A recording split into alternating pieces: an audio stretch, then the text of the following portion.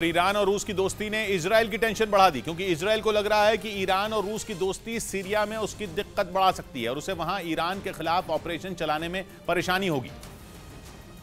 क्योंकि ईरान ने रूस को जो आत्मघाती ड्रोन दिए हैं, उनकी वजह से ईरान और रूस के रिश्ते बहुत अच्छे हो चुके हैं। क्योंकि ईरान के ड्रोन से यूक्रेन में अच्छा खासा नुकसान हुआ और रूस को कई इलाकों में ज़ेलेंस्की की सेना को मजा चखाने का मौका मिला।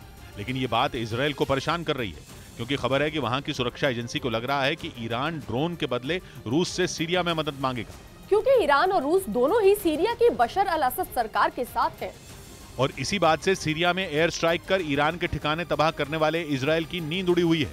क्योंकि अगर सीरिया में ईरान को रूस से हथियार मिलने लगे तो इजराइल के लिए बड़ी मुश्किल खड़ी हो जाएगी, क्योंकि वो जानता है कि रूस के हथियार ईरान की सेना की ताकत दुगनी कर देंगे और वो सीरिया में इजराइल की एयर स्ट्राइक का मुंह तोड़ जवाब दे पाएगा, क्योंकि तब ईरान के पास केवल अपने ही नहीं बल्कि रूस के हथियार भी होंगे। वैसे ये सब अभी हुआ नहीं है, लेकिन इजराइल ये सोच सोच कर ही अपना मूड खराब कर रहा है कि अगर सीरिया में ईरान को रूस के हथियारों की मदद मिल गई तो उसकी चुनौती बड़ी हो जाएगी।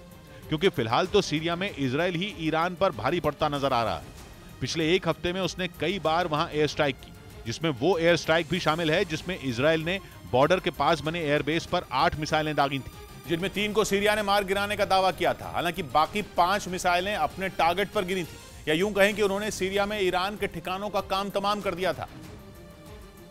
लेकिन अब उसे इस तरह की एयर स्ट्राइक करने में दिक्कत हो सकती है, क्योंकि रूस के एयर डिफेंस सिस्टम से ईरान इजराइल को जवाब दे सकता है। हालांकि अभी इजराइल ने सीरिया में रूस के खिलाफ कुछ नहीं किया है। यही नहीं, सीरिया की वजह से इजराइल ने अब तक यूक्रेन को हथियार नहीं दिए हैं, क्योंकि वो नहीं चाहता कि यूक्रेन की मदद करके वो सीरिया में कमजोर पड़े। क्योंकि सीरिया की एयर स्पेस रूस की निगरानी में है और जानकार मानते हैं कि रूस की मर्जी से इजराइल के लड़ाकू विमान उसमें दाखिल होते हैं और सीरिया में ईरान के ठिकाने पर हवाई हमले करते हैं। या यूं कहें कि सीरिया में पर्दे के पीछे से रूस इजराइल की मदद करता है, वरना उसके लिए सीरिया में धुआंधार एयर स्ट्राइक करना मुश्किल हो जाता। लेकिन अब हालात बदल चुके हैं, क्योंकि ईरान और रूस की ड्रोन वाली दोस्ती पक्की होती जा रही है। इसी वजह से इजराइल को लग रहा है कि ईरान अपने ड्रोन के बदले सीरिया में रूस की मदद मांगेगा। क्योंकि खबर है कि अमेरिकी दबाव के बावजूद ईरान रूस को ड्रोन देता गया।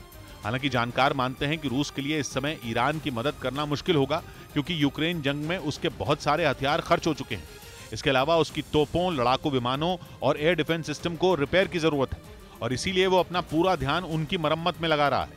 यही नहीं, ये भी कहा जा रहा है कि रूस ने ईरान से केवल मतलब की दोस्ती रखी है, क्योंकि उसे पता है कि ईरान पर दुनिया भर के बैन लगे हुए हैं और उसके साथ हथियारों की डील करके वो पश्चिमी देशों से दुश्मनी बढ़ाना नहीं चाहता। क्योंकि यूक्रेन जंग की वजह से उन्होंने रूस पर पहले ही बहुत सारे बैन लगाए हुए हैं, जिससे उसकी आर्थिक हालत पतली है और अगर ईरान से हथियारों की डील हुई तो ये रूस के लिए अपने पैरों पर कुल्हाड़ी मारने जैसा होगा।